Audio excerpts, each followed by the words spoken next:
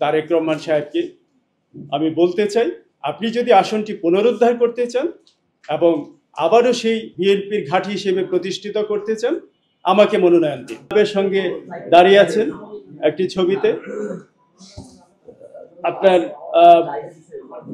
রাতের ভোটের এমপি নূর মোহাম্মদের পাশে দাঁড়িয়ে আছেন উপজেলা চেয়ারম্যান কুখ্যাত সন্ত্রাসী রফিকুল ইসলাম রেনুর পাশে দাঁড়িয়ে আছেন। আরেকটি ছবিতে দেখছেন বিনা ভোটের এমপি সোহরাব হোসেনের পাশে হাস্যোজ্জ্বল অবস্থায় বসে আছেন। আরেকটি ছবিতে সোহরাবের সঙ্গে বসে আছেন। আচ্ছা, আপনি কি মনে করেন তাকে যে এবং পাকুন্দিয়া বিএনপির অন্যতম ঘাঁটি হিসেবে পরিচিত ছিল এবং 91-96 বিপুল ভোটে বিএনপি আসনটি লাভ করেছিল। এর আগে আপনারা জেনে থাকবেন সাবেক মন্ত্রী আওয়ামী লীগের মনোরঞ্জন ধরকে হারিয়ে বাংলাদেশের কনিষ্ঠ এমপি হয়েছিলেন একই আসনে মিস্টার আনিসুজ্জামান নামে একজন ভদ্রলোক, যিনি আমেরিকা প্রবাসী। তো সেই আসনটি 2001 সালে হাতছাড়া হয়। কারণ হচ্ছে কিছু মানুষের বিতর্কিত ভূমিকা এবং ভুল রাজনীতির ফলে কটিয়াদি এবং পাকুন্দিয়ার বিএনপির ঘাঁটিকৃত আসনটি হাতছাড়া হয়। আমি আমাদের ভারপ্রাপ্ত চেয়ারম্যান মহোদয় তারেক রহমান সাহেবকে আমি বলতে চাই, আপনি যদি আসনটি পুনরুদ্ধার করতে চান এবং আবারও সেই বিএনপির ঘাঁটি হিসেবে প্রতিষ্ঠিত করতে চান, আমাকে মনোনয়ন দিন। আমি একজন পরিচ্ছন্ন ভাবমূর্তির মানুষ। আমি চ্যালেঞ্জ করে বলতে পারি, বাংলাদেশে এমন একজন ব্যক্তিও নেই যারা আমার দিকে আঙ্গুল তুলতে পারে। আমি জীবনে কখনো অসদাচরণ করিনি, দুর্নীতি এবং যে কোনো ধরনের মানবতা বিরোধী কর্মকাণ্ডের সঙ্গে আমার ন্যূনতম সম্পর্ক ছিল না। আমি মানুষের সঙ্গে বসবাস করি, মানুষের কল্যাণে কাজ করি এবং আমি বিবেকের স্বাধীনতায় বিশ্বাস করি।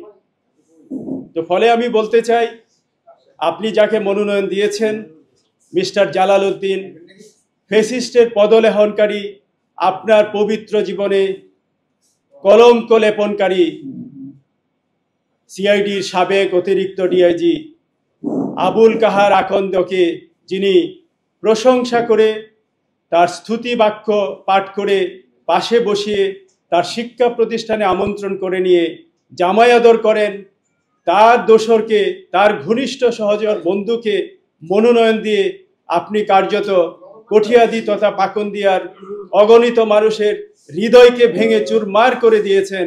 সুতরাং আপনি আমার প্রিয়তম নেতা, আপনি আমার জীবনের আদর্শ। বিএনপির জন্য আমি জীবনে যে ত্যাগ স্বীকার করেছি, যারা মনোনয়ন চাইছে তারা কেউই আমার শিকি তুল্য ত্যাগ স্বীকার করেনি। আপনারা জেনে থাকবেন আমি বিএনপি সংশ্লিষ্টতার কারণে ছাত্র জীবনে বিএনপি করেছি, জাসাস করেছি।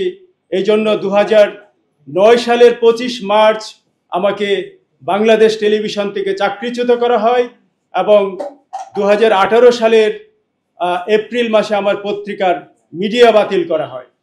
সুতরাং বুঝতেই পারছেন, ফ্যাসিস্টের দোসর এবং পতিত স্বৈরাচার, ইতিহাসের ঘৃণ্যতম স্বৈরাচার শেখ হাসিনার সরকার আমার উপর কি পরিমাণ স্টিম রোলার চালিয়েছেন সেটা সহজেই বুঝতে পারছেন।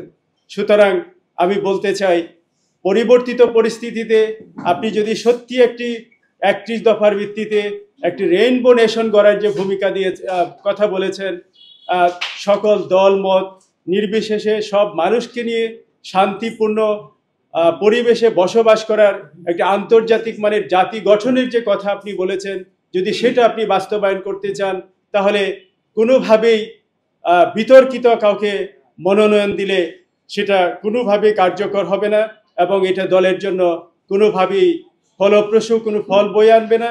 ফলে আমি বলবো, আপনি এই বিষয়টি পুনর্বিবেচনা করুন।